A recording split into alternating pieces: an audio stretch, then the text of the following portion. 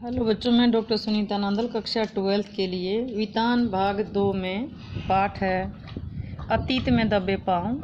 तीसरा पाठ है, लेखक हैं ओम थानवी। पाठ कौन सा है? अतीत में दबे पाँव। ये ऐतिहासिक पाठ है जो हमने हिस्ट्री में पढ़ा था। मोहनजोदड़ो, बौद्ध स्तूप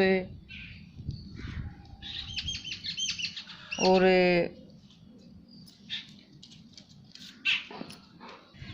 सिंधु घाटी की सभ्यता आदि के बारे में पढ़ा था। वो इस पाठ में सब इन चीज़ों की जानकारी दी गई है कि कहाँ थे, कैसे थे, क्या क्या प्राप्त हुआ था इन स्थानों से। आइए पढ़ते हैं सार। अखंड भारत में 20वीं शताब्दी के तीसरे दशक में प्राचीन सभ्यता की खोज हेतु 2 स्थानों की खुदाई करवाई गई थी। आज ये दोनों स्थान पाकिस्तान में हैं। पहला स्थान पाकिस्तान के सिंध प्रांत मोहनजोदड़ो के नाम से प्रसिद्ध है। दूसरा पंजाब प्रांत में हड़प्पा के नाम से जाना जाता है। पुरातत्व विभाग के विद्वानों ने दोनों स्थानों की खुदाई करवाई। खुदाई करके सिंधुकालीन सभ्यता की जानकारी प्राप्त की। मोहनजोदड़ो का संक्षिप्त परिचय। मोहनजोदड़ो क्या है? मोहनजोदड़ो का मतलब है मुर्दों का टीला। मोहनजोदड़ो और हड़प्पा विश्व के प्राचीन नियोजित नगर माने गए हैं। मोहनजोदड़ो का अर्थ है मुर्दों का टीला। मोहनजो का मतलब मुर्दों, दड़ो का मतलब दड़ा होता ऊंची जगह, टीला। मानव जाति ने छोटे छोटे टीलों पर इस नगर को बसाया था, किंतु नगर के नष्ट होने के बाद इसे मोहनजोदड़ो नाम दिया गया। ये नगर सिंधु घाटी सभ्यता का सबसे श्रेष्ठ नगर माना गया है। पुरातत्व विभाग ने जब इसकी खुदाई की तो बहुत सारी चीज़ें, इमारतें, सड़कें, धातु पत्थर की मूर्तियाँ, चाक पर चित्रित भांडे, मोहरे, साजो सामान और खिलौने आदि प्राप्त हुए। ये नगर अपने समय में सभ्यता का केंद्र था। विद्वानों का विचार यह है कि यह नगर शायद उस क्षेत्र की राजधानी थी। पूरा नगर 200 हेक्टेयर में फैला हुआ था। 5000 वर्ष पहले ये बड़ा महानगर रहा होगा। इस नगर से सैकड़ों मील दूर हड़प्पा नगर था, परंतु रेलवे लाइन बिछाने के कारण, जब रेलवे लाइन बिछाई, खुदाई हुई तो इसके बहुत सारे सबूत नष्ट हो गए।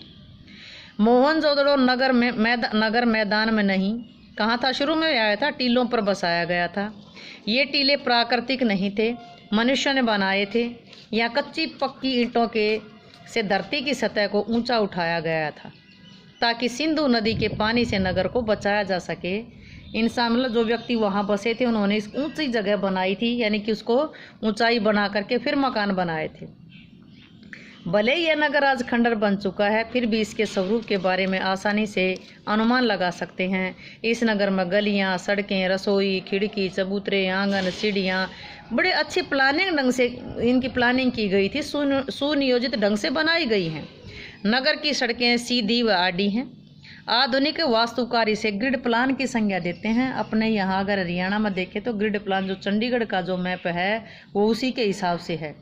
सिरे पर बौद्ध स्तूप बना हुआ है और उसके पीछे गढ़, सामने उच्च वर्ग की बस्ती है, उसके पीछे 5 किलोमीटर दूर सिंधु नदी बहती है। दक्षिण में कामगारों की बस्ती बनी हुई है। यही नहीं, नगर में महाकुंड नाम का तालाब भी है जो 40 फुट लंबा और 25 फुट चौड़ा है। इसकी गहराई 7 फुट है। कुंड में उत्तर दक्षिण से सीढ़ियाँ उतर रही हैं।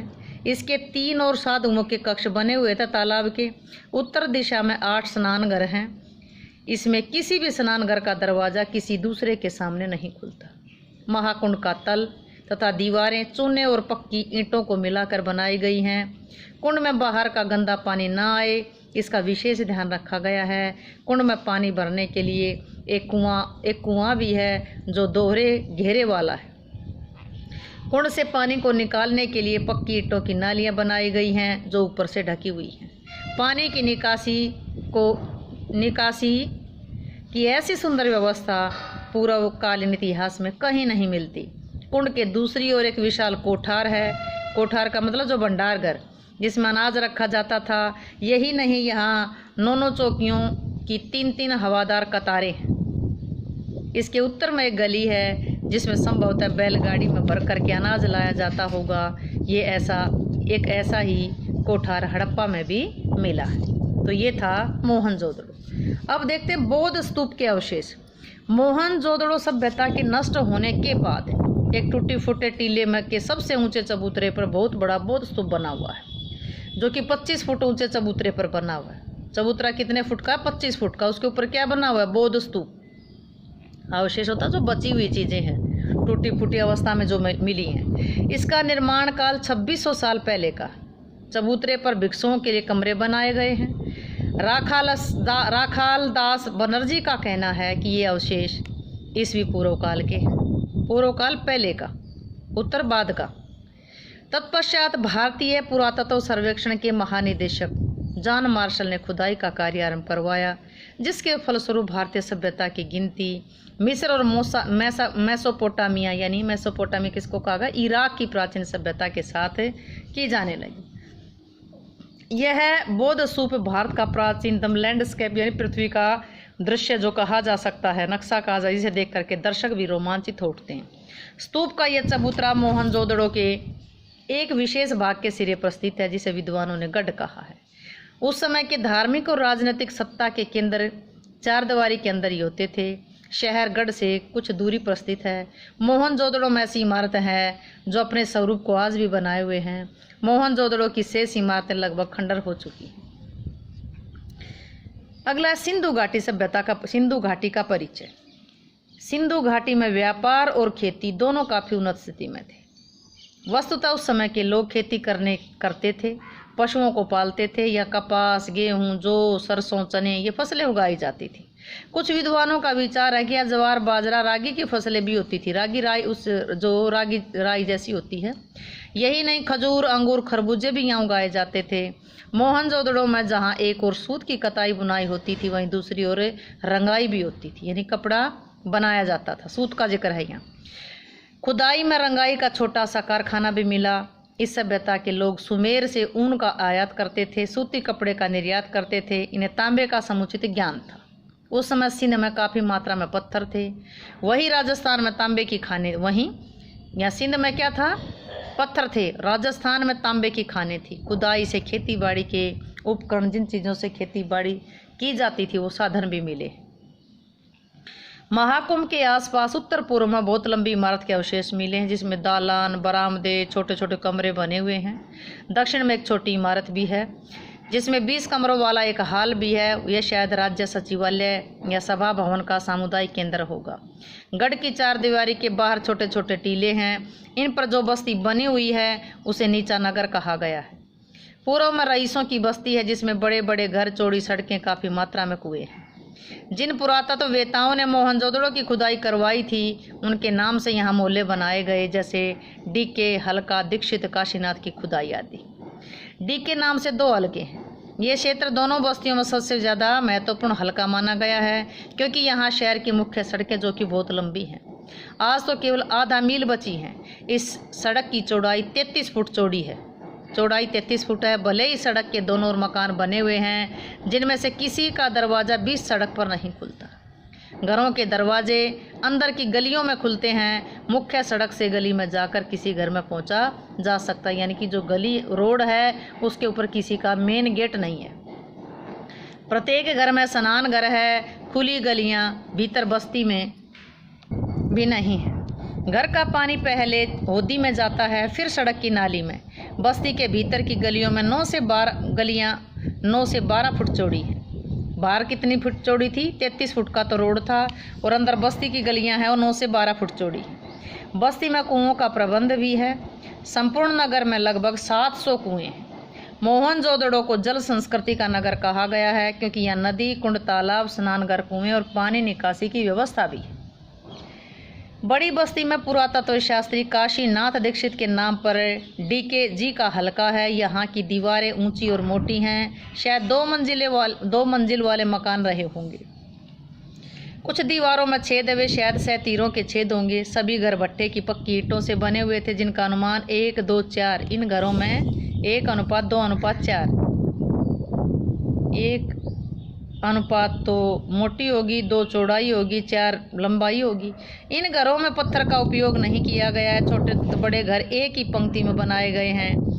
अधिकतर घर 30x30 फुट के हैं। इनमें से कुछ दुगुने कुछ तिगुने आकार के भी हैं। सभी घरों की वास्तुकला एक जैसी है। नगर में एक मुखिया का घर भी है जिसमें 20 कमरे हैं, 2 आंगन यानी खुली जगह। बड़े घरों के ऊपरी मंजिल होने का प्रमाण मिले हैं। घर में चाहे छोटे हों या बड़े, पर कमरों का आकार बहुत छोटा है। इससे पता चलता है कि जनसंख्या काफ़ी अधिक होगी। छोटे घरों में सीढ़ियाँ संकरी हैं, पायदान ऊंचे हैं। घरों की सीढ़ियाँ दरवाज़ों पर छज्जों का के कोई सबूत नहीं मिले। ऐसा लगता है कि इस नगर में शहर नहीं थी। हो सकता है कि बारिश खूब होती हो, क्योंकि कुओं का तो कोई अभाव नहीं था। राजस्थान संबंधी सूचना मिलती है इस नगर से। क्या मिलती है? मोहनजोदड़ो की गलियों और घरों को देख करके लेखक को राजस्थान के घरों की याद आती, क्योंकि यहाँ पर भी ज्वार बाजरे की खेती होती थी, बेर भी होते थे। जैसलमेर का कुलधरा गांव मोहनजोदड़ो से मिलता जुलता है। राजस्थान में जो जैसलमेर है उसका गांव है कुलधरा। ये मोहनजोदड़ो से मिलता जुलता है। आज भी अपने बासिंदों की राह देख, कि इस गांव में लोगों का राजा से झगड़ा हो गया, इसलिए वे उसको खाली करके चले गए। पीले पत्थरों से बना यह सुंदर गांव आज भी अपने बाशिंदों की राह देख रहा है, जो वहाँ रहने वाले थे उनकी। गांव खाली करके चले गए। राजस्थान के अतिरिक्त पंजाब, हरियाणा, गुजरात में भी कुएं, कुंड, गली कूचे, कच्ची पक्की ईंटों के घर वैसे ही मिलते हैं जैसे हजारों साल पहले थे। जॉन मार्शल ने मोहनजोदड़ो पर 3 खंडों का एक विश्व प्रबंध प्रकाशित करवाया, जिसमें सिंधु घाटी में 100 वर्षों पहले खुदाई में मिली लोहे की पहिए वाली गाड़ी के चित्र दिखाए गए। इस बात से पता चलता है कि सभ्यता की परंपरा लगातार आगे चलती रहती है। गाड़ी में जो कमानी या आरे वाले पहिए लगे हैं वे परिवर्ती हैं बाद के। जो अब तो किसान बैलगाड़ियों में जीप के उतरे पहिए भी लगाने लग गए। ऊंट गाड़ी में तो हवाई जहाज के उतरे पहिए भी लगाए जाते थे। मोहनजोदड़ो का अजायब घर जो म्यूजियम था वो कैसा था? मोहनजोदड़ो भले ही आज खंडर है, परंतु यह सिंधु घाटी सभ्यता का अजायब घर कहा जा सकता है।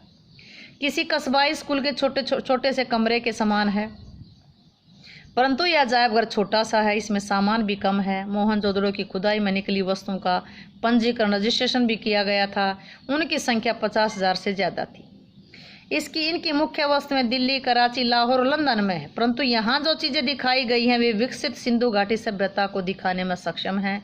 इन वस्तुओं में काला पड़ गया गेहूँ, तांबे, कांसे के बर्तन, मोहरें, चाक पर बने मिट्टी के बर्तन, वाद्य यंत्र यानी बजाने के, चौपड़ की गोटियाँ, दीपक, माप तोल के पत्थर, तांबे का आईना, मिट्टी की बैलगाड़ी, अन्य खिलौने, 2 पाटों वाली चक्की, कंघी, मिट्टी के कंगन, बिखरे रंग बिरंगे पत्थर के मनकों वाले हार, पत्थर के औजार। इस अजायब घर में अली नवाज का नाम का व्यक्ति तैनात किया गया, जो बताता कि पहले यहाँ सोने के आभूषण भी थे जो चोरी हो गए।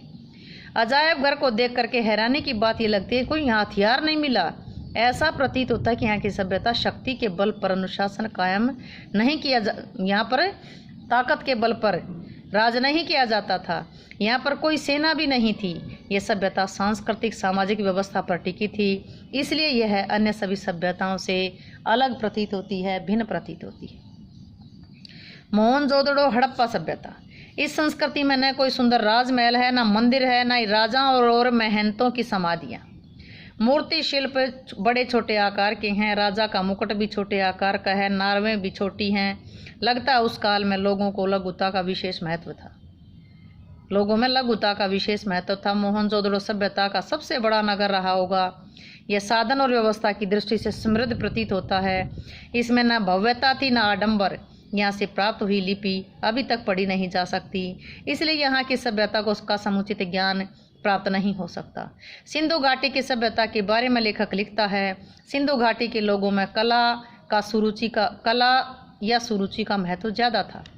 वास्तुकला, नगर नियोजन ही नहीं, धातु और पत्थर की मूर्तियाँ, मृदु भांड, उन पर चित्रित मनुष्य, वनस्पति, पशु पक्षियों की छवियाँ, सुनिश्चित मोहरें, उनकी बारीकी से उत्कीर्ण आकृतियाँ, खिलौने, केश विन्यास, आभूषण, सबसे ऊपर सुगढ़ अक्षरों का लिपि रूप सिंधु सभ्यता को तकनीकी सिद्ध से ज़्यादा कला सिद्ध जाहिर करता था। इस पुरातत्ववेत्ता के मुताबिक सिंधु सभ्यता की खूबी उसका सौंदर्य बोध है, जो राज पोषित या धर्म पोषित ना होकर के समाज पोषित था। यानी कि जो सिंधु सभ्यता की खूबी उसका सौंदर्य बोध है।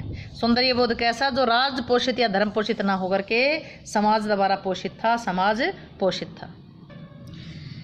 प्रस्तुत अजायब घर में तांबे और कांसे की बहुत सारी सुइयां मिली हैं। काशीनाथ दीक्षित को सोने की 3 सुइयां मिली, जिनमें से एक तो 2 इंच लंबी थी। हो सकता है सुई कसीदेकारी के कसीदे निकालने के लिए, कढ़ाई करने के काम आती हो। खुदाई में मोहनजोदड़ो के नाम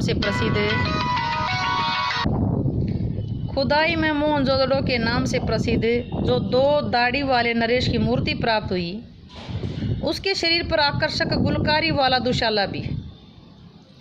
खुदाई में हाथी दांत और तांबे के सुए भी मिले। विद्वान मानते हैं कि इनमें शायद दरियों की बुनाई की जाती थी। मोहनजोदड़ो में सिंधु के पानी का निकास होने लगा है, जिसके कारण मोहनजोदड़ो की खुदाई का काम रोकना पड़ा। पानी का रिसाव होने के कारण क्षार और दलदल की समस्याएं सामने आ गई। सबसे बड़ी समस्या ये है कि मोहनजोदड़ो की सभ्यता के खंडहरों को किस प्रकार बचाया जाए। तो ये थी मोहनजोदड़ो सिंधु में जो अतीत में दबे पांव पाठ के माध्यम से मोहनजोदड़ो का संक्षिप्त परिचय दिया गया था। उम्मीद है कि आपको ये ऐतिहासिक पाठ अच्छे से समझ आया होगा। समझ आया है तो वीडियो को लाइक करें, शेयर करें, चैनल को सब्सक्राइब करना ना भूलें।